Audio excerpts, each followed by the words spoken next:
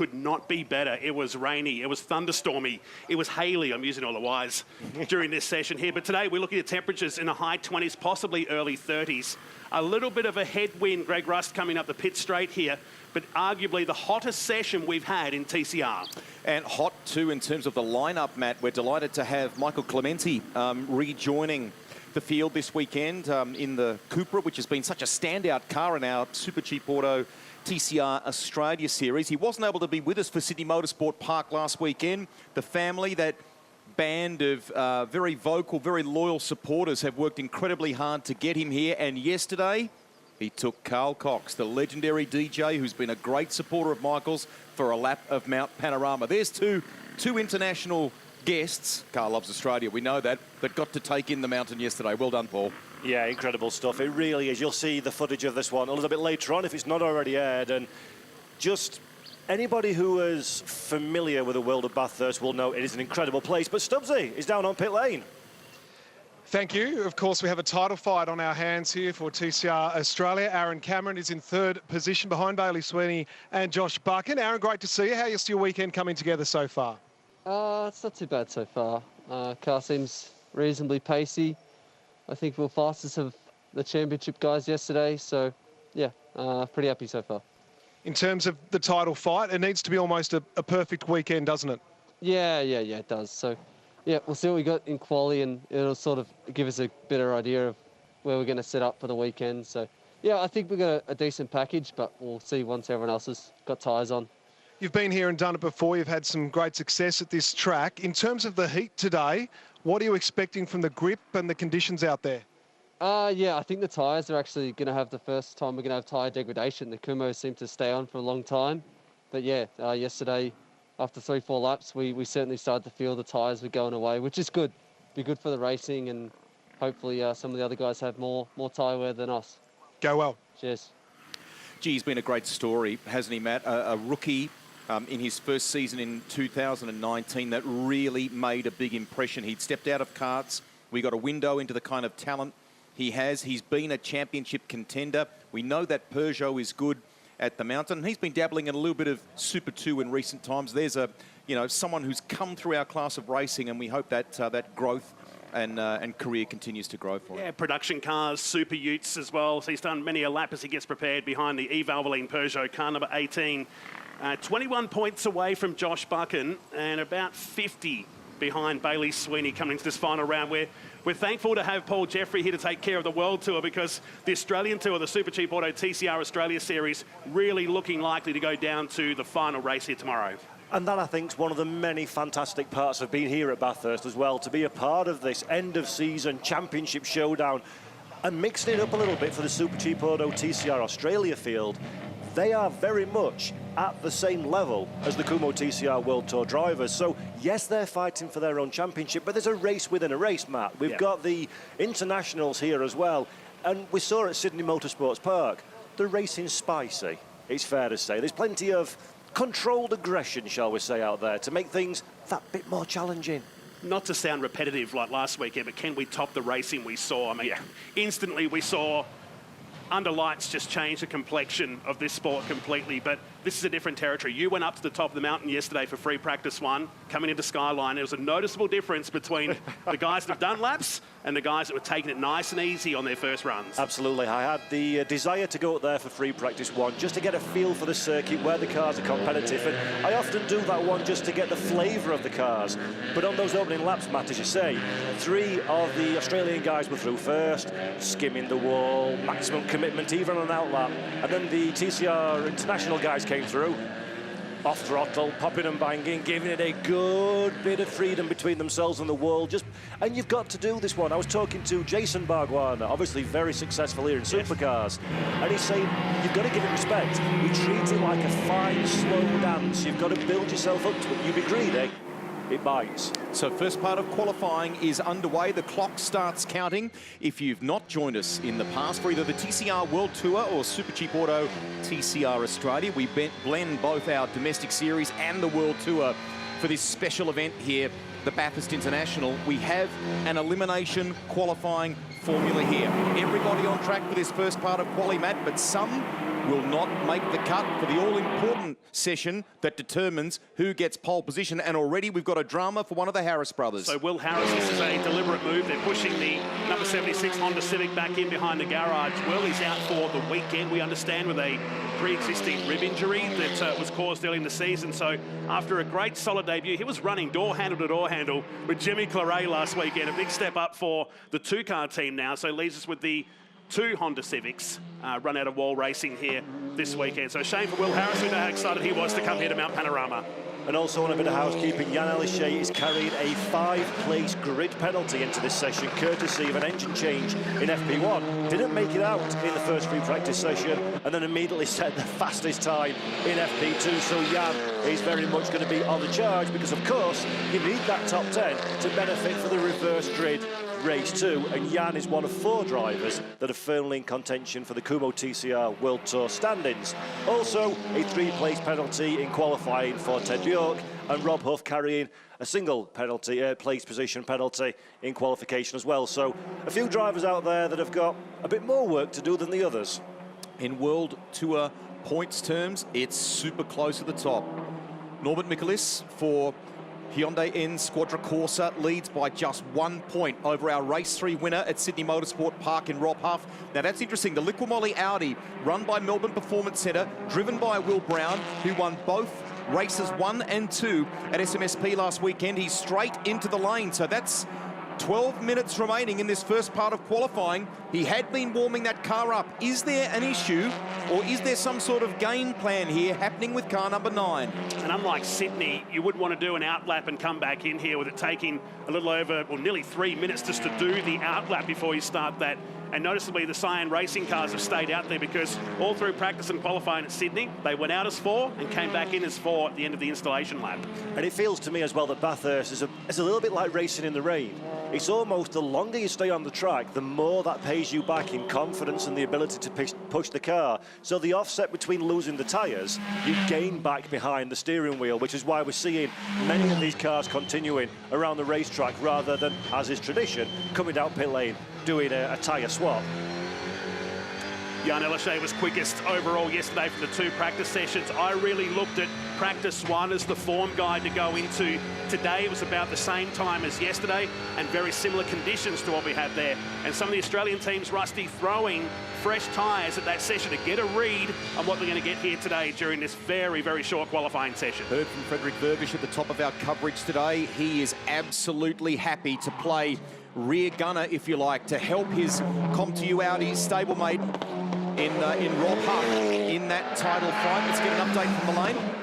Yeah, just a tyre switch around for Will, just getting a bit of temp from the front, getting those tyres on the rear. Interestingly, there are another couple of local guys that headed out with roaded tyres on the rear too, so one to watch, particularly the Peugeots. Molly Taylor and Chris Stubbs patrolling the lane for us. It's Matt Nolte, Paul Jeffrey and Greg Russ with you here in commentary live at Mount Panorama, Bathurst, with the internationals in town as a part of the TCR World Tour. Here's our inaugural Australian champion in Will Brown, off to 888 next year, a plum drive in supercars, but he wants to continue to make a statement against our visitors. He was awesome last week, and everyone, even Rob Huff said to me during the week, they watched the way Will Brown drove that car, and he said it was very different in the way he attacked the track, the style of setup that he and Melbourne Performance Centre adapted compared to what the Kumho Audi team brought to the table. You were very impressed, Paul, with his performance last weekend. Will Brown, he is the real deal. For us, we were hoping that car performance came at the first round at Tasmania this year, because he spent more time in the commentary box than he did behind the wheel of that car, and that really ended his championship before it got going. And for me, that's a crying shame. As a fan of the Super Cheap Auto TCR Australia Series from afar, Will was always one of those drivers that you would do well to look towards in terms of the big results. And as you say, such a disjointed start to his year. Great that he's now showing the pace. It's a shame that we're losing him from the world of TCR for next season. But it's good for Will. It's good for his morale. It's good for his reputation to have found that form now with international eyes on the field as well. Our pit cameras there a moment ago taking you inside the BRC Hyundai N Squadra Corsa outfit. They run the Elantra N, the same as what Josh Buchan runs in the Australian Series. And their team manager, if you followed your touring car racing over the years and you remember remember that very famous era of super touring in the British Touring Car Championship in the early 90s. Gabriele Tarquini, 1994 BTCC champion. His CV also includes a European title. I think he's the oldest to win a world title in his late 40s, and he won a World Cup, I think, in his 50s. I mean, crazy. He's only retired from driving in the last few years. What he brings to the table, how he communicates with Azcona and Norby Mikkelis, it's such a great combo, isn't it? And of course, with Tarquini as well as being the oldest FIA world champion, he has been instrumental in the development of the Hyundai i30N TCR car and also the Elantra as well. So he has the racing chops and knowledge, but he's also got the developmental skills as well. A little bit of debris kicking up there as well from one of the Cyan Lincoln Co's. Is that Santi Urrutia has made contact with the wall? I'm not quite sure. The car looks okay at this moment in time, but if anything, that was certainly very, very close. And Santi needs this one. He's currently in 4th position, but he's still got half a second to find to get on terms of our current leader, Ted Bjork. Ted Bjork was lucky at the top of McPhillamy Park. Then he came in about a car width away from the apex, and I think he's going to abort that lap. He's at the top with 2 minutes 15.07. Cyan Racing 1, 2 and 3 at the moment. Make it 4 now in the top 4 of this session. So a lot to play out. 7.5 minutes remaining as we pick up with the rest of the field here. Interesting to go back to Will Brown. That car he's in is the current qualifying lap record holder set here last year by Jay Hansen, 2 minutes 12.164. So 2 seconds away from that glory time, but got to say, much cooler conditions last year. And Will, of course, has an unfair advantage in this race, and then I gave him some racing line tips during my hot lap with him yesterday. So, of course, he's got more tools in the armoury than ever before, bless him, for this qualifying session. Half a second in that, surely. Oh, for sure, absolutely. Our cameras following the Lincoln Co entries there on the run up the mountain as we go back into the lane and see some tyre activity for Comtu for Frederick Vervish. So just to Matt Nolte's point there before, those Cyan Racing entries, Santi Urrutia on top. Tony D'Alberto, the Australian who won our title last year at this very event, has just jumped to second, and I'm pleased we can kind of talk about him. The Hondas, straight out of the blocks, have been good here at the mountain, haven't they? Yeah, that's a good time. Straight up 2:14.5 to split the two Cyan Racing cars. So look at Urrutia climbing his way towards Solomon Park here, towards the highest point. Did it exceed your expectations, the climb here? It's 174 metres in difference from the bottom here at Murray's to the top at Skyline. It's almost a roller coaster rather than a racetrack. It massively exceeded my expectations, but I'm hearing that Molly has got some news down on pit lane. We've just seen the two Audi Sport Come To You cars come in. Some green fronts on both of those cars, same rears. Molly Taylor in pit lane with Chris Stubbs as we head towards the business end of this session. Urrutia, D'Alberto, Elishay third. Ted Bjork has gone back into the pits and back out again. Azcona is in 5th position. Josh Buchan is 6th. Outside looking in, Bailey Sweeney, Jordan Cox. That car had a drive shaft issue yesterday in the Schaeffler Peugeot during the first practice session. Ben Barguana down in 18th position in the 71 Burson Auto Parts car, and Rob Huff 17th. So some names yet to fire in this session. That's massive for Rob Huff, being down in 17th. Remember, he had a great weekend at Sydney Motorsports Park last time out, has moved to within a single point of Norman Mikkelis at the top of the Kumho TCR World Tour. If Huffy is outside of this top 10, excuse me, doesn't progress to Q2, it's a very difficult circuit to overtake. And if you're in the middle of the pack, you're in the middle of the danger zone. We'll get down to Matt White while Paul clears his throat up here. Nolte, you were talking about the conditions just a moment ago, so I've got the numbers for you. Ambient temperature 28 degrees, so it's really starting to climb. A top temperature today expected of 30 degrees. We've still got that headwind as they come along the front straight, and track temperature now 42 degrees. Most of the teams have this wall of tyres out here soaking up the sunshine. It's like a resort for fresh rubber. I've never heard that description, but we'll go with that one. The misfiring Paul Jeffrey is back, so the big names coming back in. Do you think they'll go out with 4.5 minutes to go? Do you think they're safe? It's going to be a tight call, but I think maybe the top 6 are looking relatively safe at this stage. The track temperature's starting to rise a little bit, so marry that to the increased confidence of the drivers. It's hit and miss as to whether there's more lap time out there on the racetrack. But the likes of Michael Clemente, 14th position, Norbert Mikkelis in 15th spot, Rob Huff that we spoke about down in 17th position. They've really got to go out there, Rusty, and try and do whatever they can to sneak in to that Q2 progression piece. Jumping on board here with Bailey Sweeney, leader of the Australian Series for HMO Customer Racing. This is the older generation i30N that Paul was talking about before. Very much the baby in development for Gabriele Tarquini. Back to Zach Suter. He's had his ups and downs this year. Hopefully Mount Panorama is kind for the tough lift Audi driver. With 3 minutes 30 remaining, Santiago Urrutia on top from Tony D'Alberto, Jan Aleshay, Ted Bjork. It's the internationals really making their mark. Importantly, Josh Buchan is in the 10. Sweeney is 11th at the moment as we continue to watch him. And another driver who's in the lane at the moment and burning time is Nestor Girolami. He's about a second off the sister wall racing run Honda of Tony D'Alberto. So I think he's getting ready to leave the lane. Can Nestor Girolami, who was a star at Sandown when he visited our series a few years ago, find a little extra time near the closing part of Q1?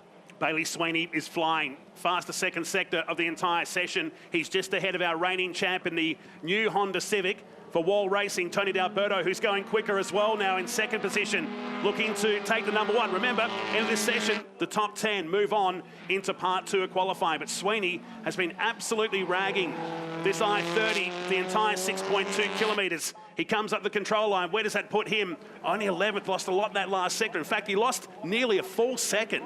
That's an incredible loss. And of course, the tyres are going to give away time. Tony D'Alberto, though, you were saying he was going quickly. He has just set the fastest time. Tony D'Alberto, who's not been outside of the top 2 since we arrived at Bathurst, goes quickest, a 2-minute 14.473 to eclipse Santiago Urrutia. Gee, it's been a great hunting ground for him when you think about it. Just 12 months ago, we had that celebration where he was on the roof of the car, having been crowned the new Australian champion.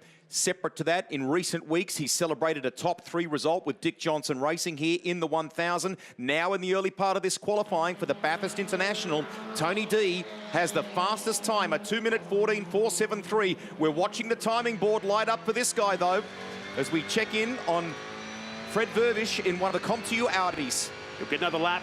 That should move him up inside the top 10. In fact, that's Rob Huff. It's a 79, isn't it? Sorry. It is. I thought it was his stablemate there. But a lot of green sectors starting to pop up on our screens. Race winner last weekend at Sydney goes up in the 8th position at 2:15.42. D'Alberto is 2/10 quicker than what we saw in practice yesterday. That's massive for Rob Huff. Will Brown into 10th place as well. Aaron Cameron is just behind, but he's in pit lane, so Cameron will miss out on the progression to Q2. We've only got a minute left on the clock, and in fact, Brown moves down to 11th, so who is it that's just moved up? It's Norbert Michaelis. Michaelis into 9th place. Will Brown is now outside of the progression places. Girolami on the bubble. It looks like the Comtu Audi drivers, as they talked about in the early part of the coverage, are working together here. This is all about ensuring Rob Huff has the best chance against the driver you're watching on screen at the moment, Norbert Michaelis, I should say, in the TCR World Tour. Yeah, these are final 37 seconds of this qualification session. These are going to be critical for several drivers. Marcin Hua is outside of the progression places. Bailey Sweeney, 14th at this moment in time. This is going to be borderline disaster for the HMO Customer Racing car if Bailey can't find some lap time in the dying embers of Q1. It's 11th about a minute ago. Now finds himself in 14th. Aaron Cameron's in the pits and his session is done. There is the E. Valvoline Peugeot. So D'Alberto sits at the top of this purple sectors, Urrutia and Azcona flying. Molly? Guys, just confirming what you see. Aaron Cameron's just hopping out of the car. He's done for his session. What was kind of looking all right when he came in, but in the last minute, everything's changed. Tony D'Alberto is in the lane as well. Now, we saw Jan Aleshay go fastest in Sector 1, personal best in Sector 2.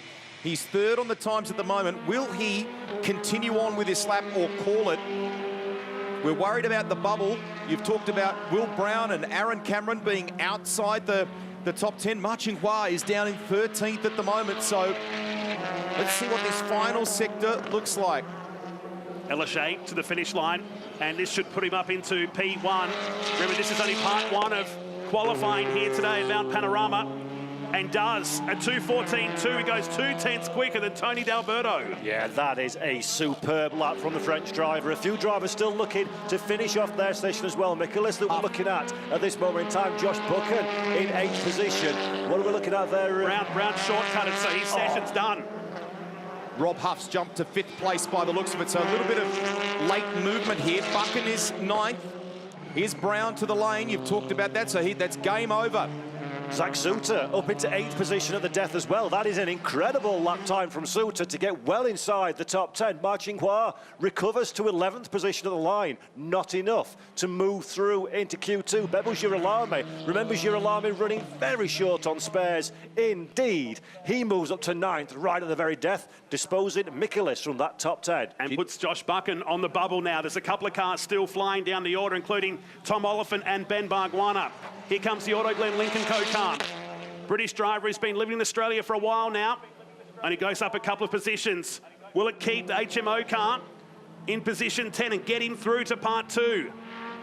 It's not going to happen for Bailey Sweeney. Yeah, the numbers aren't right for Bailey Sweeney. He's not lighting up the board. This is a huge blow for the Australian Championship leader. We have 2 races happening here, and at the same time we're all really excited about the Aussies versus the internationals. But here is our Super Cheap Auto TCR Australia points leader, Bailey Sweeney. He has ended up in 16th, and his closest rival in those same HMO customer racing colours looks, Matt, like he has clung to 10th place, Josh Buchan.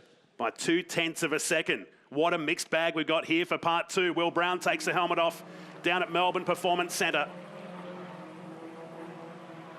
13th position. Cameron 14th. Bargwanna managed 15th at the end of that. Bailey Sweeney, the Super Cheap Auto TCR Series leader, will start from 16th today. Another wild grid coming up for race 1. If you're playing scorecard, Aussies versus the internationals, if you look at the results on the bottom of your screen, 7 of the internationals, not all of them know the mountain. They have upstaged the Australians in the first part of qualifying. 3 Aussies through. Yeah, really intense scenes here at Bathurst. Mount Panorama. Tony D'Alberto, though, leading the charge for the Super Cheap Auto TCR Australia field. 2 Hondas in the top 10. Bebo Girolami, very short of spares this weekend. Job is damage limitation. Stay out of trouble, grab the best results you can. And there is Josh Buchan, 10th position for our champion, Hopewell, one of the championship chargers. That's a very much get-out-of-jail-free card for Josh there, I think, considering the troubles for Bailey Sweeney. And I think that, you know, the aspect of the story, if you like, for Bailey Sweeney is the extra weight he is carrying in that I-30M this weekend. I know he was frustrated about it yesterday. The 40 kilos after Sydney Motorsport Park, the impact it would have on the speed and performance, particularly up the hill here. And our points leader in the domestic series has ended up in 16th. At the top, the 168, Jan Aleshay, has gone fastest in Q1 here at the mountain. 2:14.2. And this is how it looked at the top of the session. There's all 23 cars now, with the withdrawal of the Will Harris car being pushed back in at Wall Racing. Took to Mount Panorama under perfect blue skies here today in Australia. Brown let us out onto the track, was quick initially, but those Lincoln Co's, they were flying from the outset. Yeah, everybody electing to stay on the racetrack in the early portion of qualification, get themselves a banker lap, feel their way around this incredible mountain course. Norbert Michaelis was one of those drivers looking for a strong result in qualifying to help with his own championship charge in the Kumho TCR World Tour.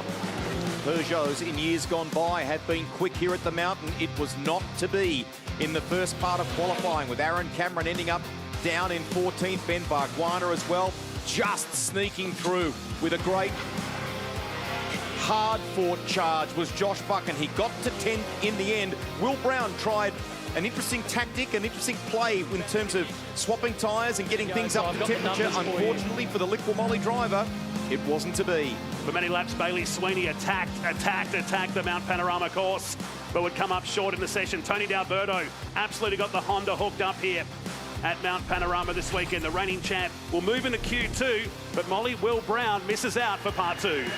That's right, Will Brown just missing out on making it through to Q2. Talk us what happened from your perspective. Yeah, I actually felt like I did some pretty good laps there, but I think the weight's just a massive thing. When we looked after practice too, yesterday compared to you know, Huff and that in the other Audis, we were losing about 5/10 throughout the lap compared to up Mountain Straight and down Conrod. So we probably made the wrong decision to come in front to back tyres because we didn't get a tow and we're heavy. So yeah, probably didn't run that session as good as we could have, but we're definitely not top 5 pace. We would have just snuck into the top 10, but we'll work at it. If we can get through to the top 10 for the reverse grid and then get a good result in the reverse race, we'll be right up there for the last one.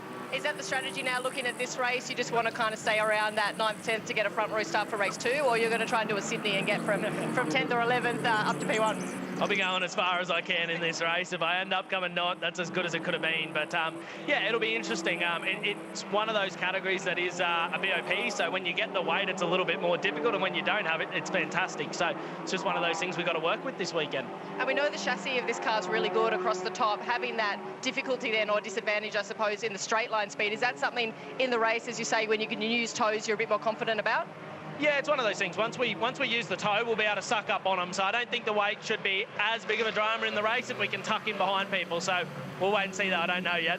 Thanks, Will. Have a good one. Cheers. Thank you. Lots of acronyms in motorsport. BOP is balance of performance. The category globally has measures in place. They review races, and often weight is applied when you have a good weekend, Matt. And there's been a bit of adjustment in the wake of Sydney Motorsport Park. Good point that he makes there. Whilst it is hurting him up the hill at the moment, particularly in a qualifying session, we saw last week some cars raced better than they qualified. Let's hope he has a good run in the races. Yeah, I tend to agree. And we know this place is about speed, but you need someone to run with. That was his making his point down there before. He didn't have one to slipstream with up Mountain Straight or down Conrod Straight. While that Audi wasn't going fast, Zach Suter has had a massive turnaround. And this is what we warned you about last week. In the Michael Clementi team, you'll be able to hear them from our commentary box. We're about 200 metres the other end, but they will be noisy later today. Absolutely. It's great to see that Michael has returned to the Super Cheap Auto TCR Australia field for this round, having missed Sydney Motorsport Park. Spent a lot of time, we saw, down in the Super Cheap Lounge, but it's great to see that Cupra back out on the racetrack as we now are in qualification 2. You can see at the top of your screen, 7 minutes and 40 seconds remain, and this will set the grid for our racing action that's happening a little bit later on today. And gents, already the Cyan Lincoln Co train has been disrupted somewhat by Josh Buchan trying to buy in there and following our fastest driver in Q1, Jan Elishay, who gets a little bit spicy on the curb at the exit of T1. Such a professionally run outfit, the Cyan Racing Lincoln Co's. When you walk past the garage, all 4 cars, it's a little bit of Formula One in touring car racing, what they bring to this series, isn't it? It really is. The team, the preparation, the car as well. It's a great chassis. It's a great car, the Lincoln Co. Very little known, I think it's fair to say, in Europe, Australia, and around the world. They've come into motor racing. They're using TCR as a vehicle to present themselves as a sporty, dynamic, new Chinese brand, and it's working very, very well indeed. This car has been arguably the benchmark in this class of racing for quite some time now, and they filled it with 4 absolute superstar drivers, and they deliver time after time. I feel a little bit for Martin Clark because he has some great supporters that were with us at Sydney Motorsport Park. He's from Shanghai originally. He's been a star in that part of the world, and he would love, as we see Jan Elishay here on the approach to Skyline, using all of the road, trying to light up the timing.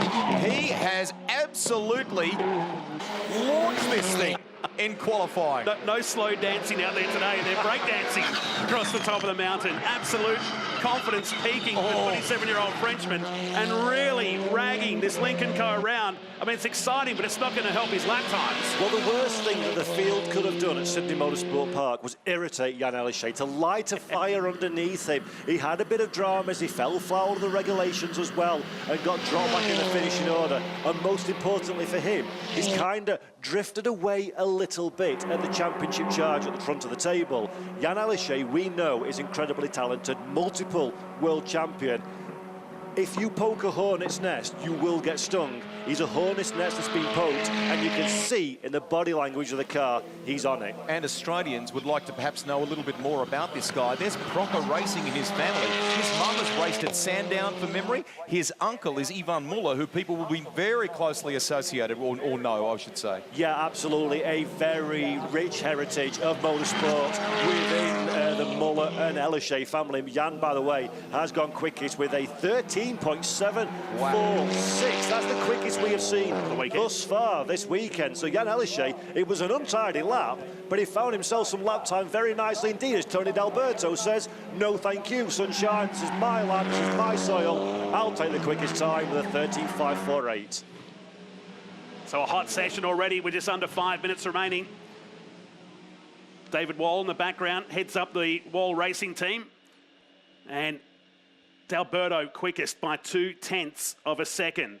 And that was the first flying lap, 2:13 straight away. We're a second quicker than part 1. And you know, this is noticeable for me, having been at Sydney and now come here to Bathurst. Sydney was the first time out, the first dance with the new FL5 TCR for Tony D'Alberto. Just how much more confident he is behind the wheel, but as a man, he's walking a little bit taller in the paddock. He feels a little bit more, he seems to be a little bit more at one with the car. And that's showing he's just got lap time to spare out there at the moment. Really, really impressive from TD at this point. So comfortably at the top by 0.2 of a second. Elachey is next. Santiago Urrutia is now in third. So the Lincoln Co's all joined at the hip again, second, third and fourth. Back to Athcona in fifth. Nesta Girolami just finishes the lap with 2:14.3. And D'Alberto, Rusty, is flying once again. Yes, certainly is. TD is lighting up the timing board at the other end of the top 10, Matt, Frederick Vervish. So we might get our pit reporters onto that. He's come to the lane in the second of the Comtu Audi, so not sure. There he is. So maybe, as we saw with Will Brown before, perhaps a little plan around tyres. We've got 3 minutes 30 remaining in this session. Personal best across the top of the mountain. Is there an issue here for Fred? I'm talking about Tony D'Alberto. So he may improve on that 2 minute 13.54 as he comes down Conrod Straight. No one ahead of him on this lap. So a couple of cars still in the pits. 3 minutes to go. So he'll get 2 laps if he needs it. Through the chase that was put in here to slow the racing down back in the 80s for the World Touring Car Championship round. And it's provided one of the fastest corners in Australian motorsport now. We're seeing classic passes, classic crashes down there over the years. As through comes D'Alberto. 2 purple sectors. Will it be 3? You better believe it. 2:13.3, and it's nearly 0.4 of a second clear of the field. Fantastic time from Tony D'Alberto. Looks like he's still on it for the run up through Hell Corner and up the hill on the mountain straight. So D'Alberto still thinks there's time to be found in the Honda. Meanwhile, down at Comtu, there's a change of tyres. Frederick Vervish, as we saw on pit lane, I thought he stalled the car, just a casual normal stall, but then doesn't really seem to be moving forward. There are bigger dramas for the Audi Sport Comtu driver, the Belgian driver Frederick Vervish, 10th at this moment in time, but doesn't look like he is going to have an opportunity to set a representative time. Will this be a gain for Nesta Girolami? So he's currently 6th in the session. Personal bests in Sector 1 and then across the top of the mountain, nearing the end of the lap. Is he able to get closer to his teammate in Tony D'Alberto? He stays 6th fastest. That final sector seemingly hurting Nesta Girolami. Let's go to Molly. Front right of that car, having to look what's going on. If we just have a look at this tyre, or the rim, sorry, you can see there's been a bit of a scuff of some sort, so a bit unclear what's going on, but there's something not happy in the front right of that car. Frederick's out of the car, and looks like they're done. So More to that story, yeah, but definitely brushed a wall, hasn't he? So it's Saul Huff, or right here as we join the 179, plunging through the dipper of Rob Huff, who's on a decent lap here on the way down to the elbow. His personal best, first sector. It's about half a second away. Might put him up into the top 4. How's the onboard? 350 horsepower, 4-cylinder turbos. Plenty of attitude as he came through the dipper, as you would expect from Rob Huff. Spent a bit of time, Matt, with our recently crowned Ute champion at Sydney Motorsport Park. Did a bit of some laps, I should say, in a V8 Ute before Sydney. Back we go to Josh Buchan. Is this going to help his title bid? Where does he end up? Personal best in sectors 1 and 2. HMO customer racing driver. Hurt a little. In the final part of the lap, he stays 8th. It was a good last sector by his standard, but still a second away from the cars ahead. As through comes Huff. Murray's corner, checkered flag out in front of our commentary box. Loses a bit more time, stays in 7th, but gets to the line before the checkered flag, so he'll get one more lap in this session. This is the final push lap now for Rob Huff. Remember, he is 1 point away from Norbert Mikulis at the top of the Kumho TCR World Tour. Nobi hasn't made it through into Q2, so the higher up the Huff can finish, the better chance he can give himself for the race that'll follow a little bit later on this afternoon. And guys, as you guys well know as well, the further up front you qualify, the more outside of that danger zone mid-pack that you take yourself for the races. We've seen it today already. We've had safety car interventions, we've had accidents, and you can get wrapped up in somebody else's drama. So it's almost, you want to just extract yourself from any potential risk factors. Yeah, 10 to 16 is not a happy place to be, as we found out last weekend in Sydney, as the checkered flag waves to end the session. Jan Ellershay jumps out of the Lincoln Co car for Cyan Racing on the front row, but Tony D'Alberto, Greg Rust secures a pole position with a 2:13.35, 4/10 clear of the entire field. What a drive by the Honda Civic pilot. In great form here at the mountain. It looks provisionally as though Jan Ellershay will start our first race of the weekend from the outside of the front row. Good performance by the Lincoln Co drivers with Santiago Urrutia from 3, Ted Bjork from 4, Mikalath Kona 5th, then Nestor Girolami, Rob Huff at the moment 7th, Buchan, Suter, and Fred Vervish, who we saw with that damaged right front rim as we go to the pole sitter in the garage. Pretty happy moment for Tony D'Alberto. A 2-minute 13.356 to grab pole for the final round of the Super Cheap Auto TCR Australia Series, Matt. But importantly, upstaging our international visitors. Absolutely. Third career pole. Last time he secured the pole, Queensland Raceway last year, on his way to winning his very first race in TCR after 3 years of trying and ultimately securing the title. There is the 37-year-old. You're right, he's got a bit of swagger. He's up in the seat. He's a happy boy. Absolutely. First pole position of this year. He becomes the 6th pole winner in 7 sessions in the Super Cheap Auto TCR Australia's field, which is a testament to just how competitive this championship has been in 2023. And Jan Ellershay, the fastest driver in the Kumho TCR World Touring qualifying. That is the 4th time that the French driver has topped the times of the World Tour field. But of course, starting from 2nd on the grid. So this is the provisional qualifying order. Tony D'Alberto for Honda World Racing takes the pole position from Jan Ellershay. Santiago Urrutia and Ted Bjork in 3 and 4. Lincoln Co Cyan Racing will be working together in this race. Mikalath Kona is 5th at BRC Hyundai N. Squadra Corsa and the 2nd of 2 Hondas. Bebo Girolami finishes in 6th position, just ahead of Great Britain's Rob Huff, and HMO Customer Racing's Josh Buchan will start from 8th place on the grid. Interesting enough, that 7 points towards his series total brings him 21 points now to Bailey Sweeney. Here is the qualifying highlights. And what a highlight it was watching Jan Ellershay on his one flying lap out there to put us in the 2:13s. Yeah, fantastic stuff from the Cyan Racing Lincoln Co driver. Absolutely on edge.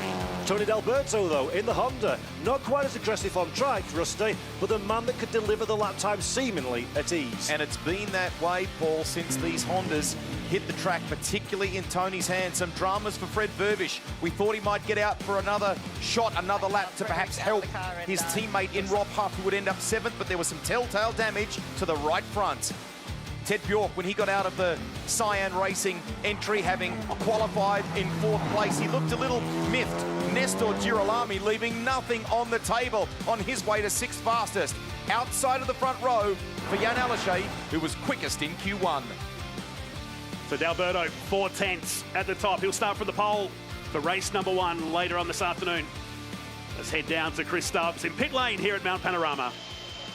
Tony D'Alberto, no better place to get your first pole of the season than right here at Mount Panorama. How good was that? Yeah, the car was fantastic. Really, really happy for the boys. They've been here all week preparing for this event. Came straight here from Sydney Motorsport Park, and they leave their families at home and all that sort of stuff. And, you know, to roll out like we have, the car's been so strong. So thanks everybody at Wall Racing and, you know, Honda and all our supporters that make this happen. It's nice to finish the year on a bit of a high. It is the new car. What is it doing well here for your first time steering it around this time-honoured place? I don't know, to be honest. Every time we come here in the Honda, we haven't been strong. But, you know, this time around, the car's very strong. It's nice to be up the front. And I remember how to do it again. You know, every time I come here in the Honda, I sort of forget how to do it. But this weekend's panning out really nicely. So, obviously, it's just the start. We've got some big races coming up with some, you know, world-class drivers around me. So, we'll get off the line well and see how we end up. And 7 points as you try to keep that title defence alive. Every bit helps go well this weekend. Yeah, thanks very much. Cheers. Thanks. Well, Jan, that was a fantastic lap around the mountain. You missed out on the first practice session, had to change an engine, so you're a little bit behind the 8 ball, but it didn't seem to bother you out there. Yeah, for sure. Yeah, we missed FP1. It was not the ideal start because every laps in Bathurst count when you learn the track. But then, yeah, the team fixed it. They provide me a very good car to get confident in FP2, to get some laps in.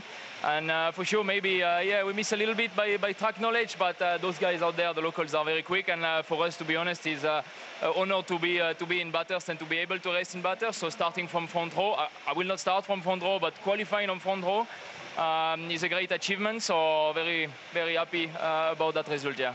Qualifying here at Bathurst, how does that compare to all the amazing things that you've done in your career so far?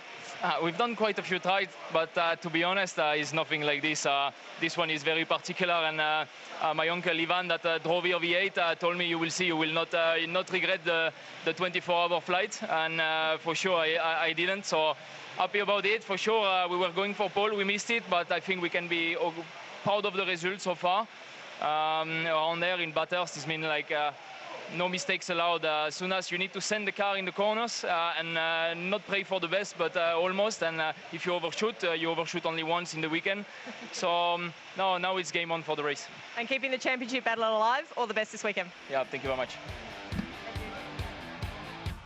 Fantastic, thank you very much, Molly. We heard from Tony D'Alberto, the man who is the fastest of the Super Cheap Auto TCR Australia drivers, and also the man that will start race 1 from pole position. Jan Elishay, of course, is carrying a 5-place grid penalty, courtesy of an engine change, so he'll start the opening race of the weekend in 6th position. However, the French driver for Scion Racing, Lincoln Co, is in a prime seat to reduce the deficit at the top of the Kumho TCR World Tour standings. We promised you drama at the top of this broadcast. We promised you excitement out on the racetrack, and once again our TCR stars have delivered very well indeed. We've got a mixed up grid. We have got plenty of drivers looking to make a recovery through the field, and we will be seeing what's happening once again at 4 p.m. local time, at 6 a.m. CET on the TCR TV app and TCR TV on YouTube as well. So make sure you come for that one, because Bathurst is the greatest racetrack in the world, and we're about to let the greatest TCR touring car drivers in the world have a go on this beautiful place.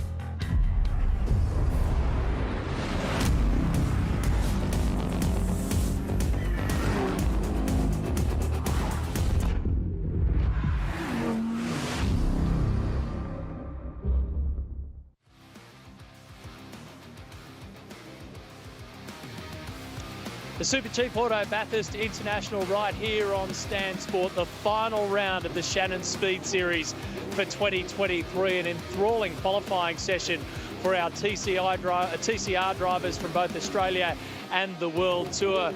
Molly Taylor in pit lane with me. We're outside the Lincoln Co Cyan Racing Garage, so everybody's lining up. We're going to have an open wheeler exhibition in just a few minutes, but it's interesting, isn't it, in that session